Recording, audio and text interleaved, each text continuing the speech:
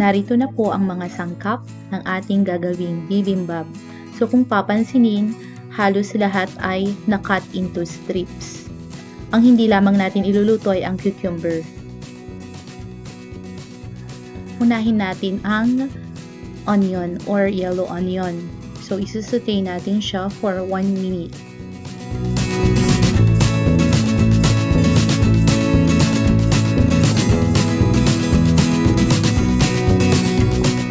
Isunod natin ang carrots. Mag-add tayo ng few drops of oyster sauce.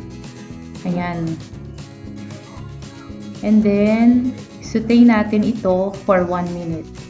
At na ring igisa ang red bell pepper for 30 seconds. Ang kaibahan sa aking bibimbap ay naglagay ako ng sweet potato leaves or camote tops at may kaunting oyster sauce at isute ito ng ilang segundo. Ayan, ang repolyo naman. Isute natin ito ng 1 minute, lagyan ng kaunting oyster sauce at pinch of salt. Lutuin naman natin ngayon ang ating meat. Ang ginamit ko ay pork tocino. Kasi walang available na ground meat, kaya ito na lang.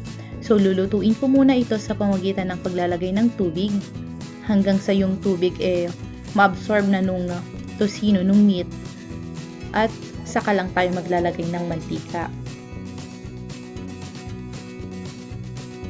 Syempre, kailangan na rin nating baligtarin yung tocino para maluto naman sa bandang kabila.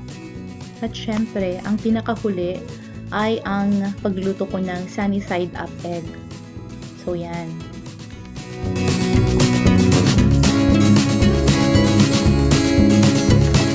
Ilagay na natin ang rice sa plate, tapos ay ang pork tocino. Sunod dito ay ang carrots.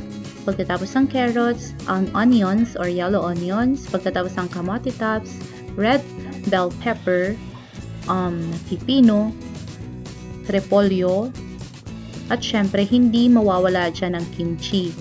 Ang kimchi ay ginawa ko rin. At ilagay natin sa ibabaw ng kanin ang sunny side up egg. Ayan, momshies, tapos na tayo sa ating bibimbap. Ang bibimbap ay isang sikat na Korean dish. Ang ibig sabihin ng bibim ay mix, at ang ibig sabihin naman ng bap ay cook rice.